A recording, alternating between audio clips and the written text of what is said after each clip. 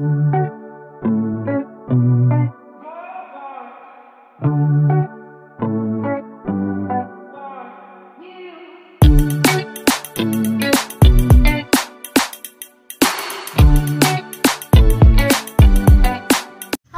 warahmatullahi wabarakatuh. Balik lagi di channel YouTube Bidan Eni. Nah teman-teman semua, gimana kabarnya? Semoga sehat selalu dan diberikan kelancaran setiap urusannya. Nah kali ini sebelum kalian nonton ke materinya, jangan lupa kalian like dan subscribe channel YouTube aku biar akunya tambah semangat buat bikin konten-konten selanjutnya. Oke teman-teman, kali ini di sini aku mau ngebahas tentang hal yang biasa dikhawatirkan oleh bunda-bunda yang baru punya baby gitu, atau mungkin yang udah juga dia akan khawatir kalau mengalami hal seperti ini. Nah yang di sini aku mau bahas yaitu bagaimana cara mengatasi bayi ketika dia tidak pipis-pipis katanya gitu ya, padahal mungkin dia pipis cuma nggak ketahuan atau pipisnya sedikit gitu.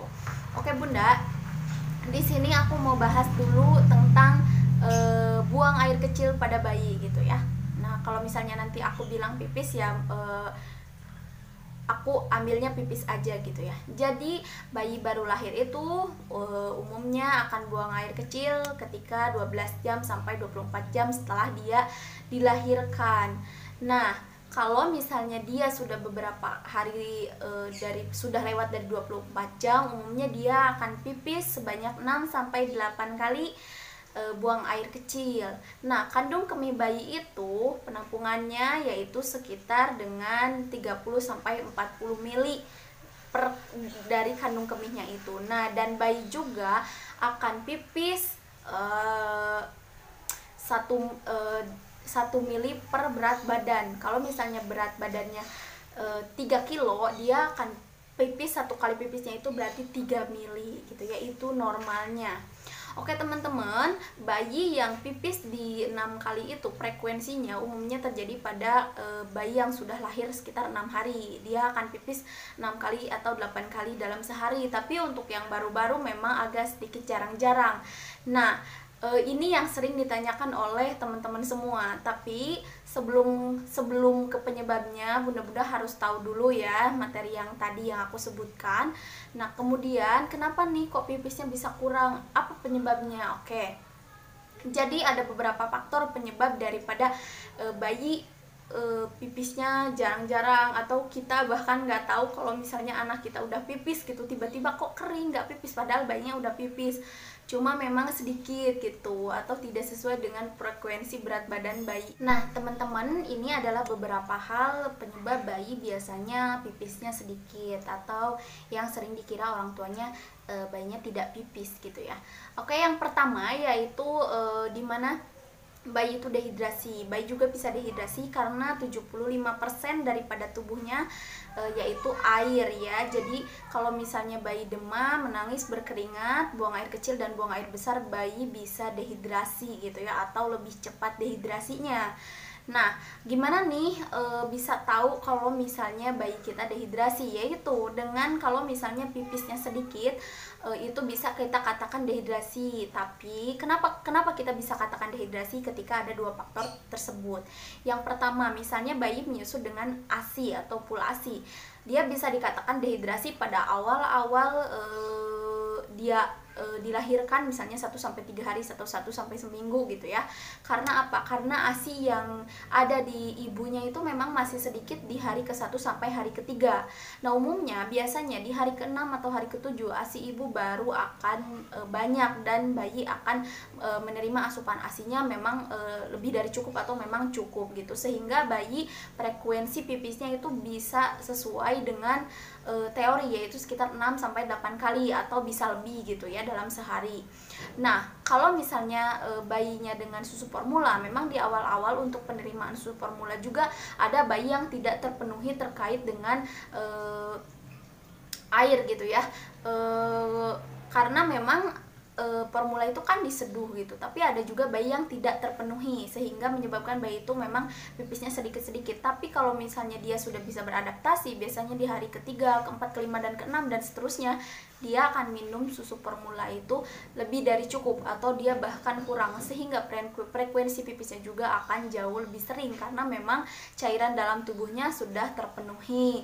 Nah, gimana bisa dikatakan gawat kalau misalnya dehidrasi pada bayi atau bayi tidak pipis atau pipisnya tidak ketahuan sama kita, disertai dengan cekungan mata, kemudian malas menyusu, kemudian bayinya tidur terus, kemudian bayinya lemah, letih, lesu, itu kalian jangan anggap remeh. Kalian bisa langsung datang aja ke dokter atau konsultasi aja. Jadi nanti kalian bisa diberikan penjelasan lebih lanjut. Nah, ini jadi untuk sebatas pengetahuan aja. Nah, yang penyebab kedua yaitu ada yang namanya bayi itu tersumbat saluran buang air kecilnya atau disebut dengan penyakit spina bifida. Dia bisa pipis tapi memang pipisnya sedikit-sedikit karena tersumbat. Biasanya ditandai dengan ketika bayi menangis pada saat pipis seperti sakit, kemudian bayi sering menangis atau rewel gitu ya. Ini bisa diindikasikan mungkin dia merasa sakit ketika dia kandung kemihnya penuh tapi dia tidak bisa pipis full. Jadi kalian harus bawa ini ke bidan atau untuk dilihat kemudian atau ke dokter anak gitu ya, langsung aja. Nah, oke, yang ketiga yaitu bayi dengan penyakit ginjal atau cacat bawaan. Nah, umumnya penyakit ginjal ini memang jarang terjadi. Jadi dari 100% paling cuma 25%-nya gitu ya. Ini tuh sehingga menyebabkan jadi si perputaran cairan dalam tubuhnya tuh kan memang tersaring untuk menjadi air pipis itu dari ginjal ya. Jadi intinya kerja ginjalnya tidak maksimal gitu ya. Nah, yang keempat yaitu dipengaruhi penyakit ginjal dipengaruhi oleh obat-obatan yang diminum oleh ibu pada saat hamil. Makanya ibu hamil itu tidak boleh mengkonsumsi obat-obatan sembarangan. Nah, penyakit ginjal ini biasanya yaitu bawaan ketika dia memang dari lahir diakibatkan dari ibu yang mengkonsumsi obat-obatan yang memang dilarang untuk ibu hamil. Maka dari itu untuk ibu hamil sebaiknya tidak mengkonsumsi obat-obatan tertentu yang tidak dianjurkan oleh dokter kandungan atau yang diberikan oleh bidan gitu. Nah, teman-teman, gimana ini cara mengatasinya? Oke, untuk cara mengatasinya yaitu kita lebih sering mengecek popok bayi, kemudian kita tidak langsung memvonis bahwa bayi saya tidak pipis gitu ya. Bayi itu pipis, cuma memang ketika dia pipis, dia mungkin pipisnya sedikit-sedikit karena ya tadi ada beberapa faktor yang mempengaruhi sehingga dia pipisnya sedikit. Karena kenapa aku yakinkan seperti ini? Karena bayi itu dan ibu baru boleh dipulangkan ketika ibu bersalin sudah buang air kecil dan bayi sudah buang air kecil dan BAB.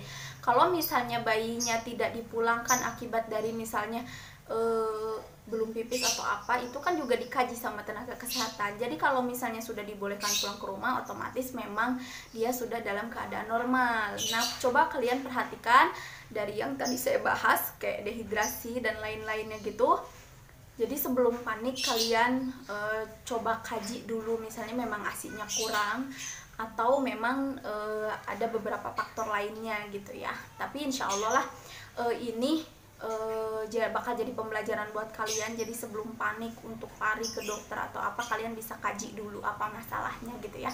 Oke teman-teman, semoga bermanfaat dan mudah-mudahan ini bisa jadi bahan pembelajaran buat ibu-ibu yang baru atau ibu-ibu yang sudah memiliki anak dan sedang mengalami kekhawatiran seperti ini. Terima kasih. Wassalamualaikum warahmatullahi wabarakatuh.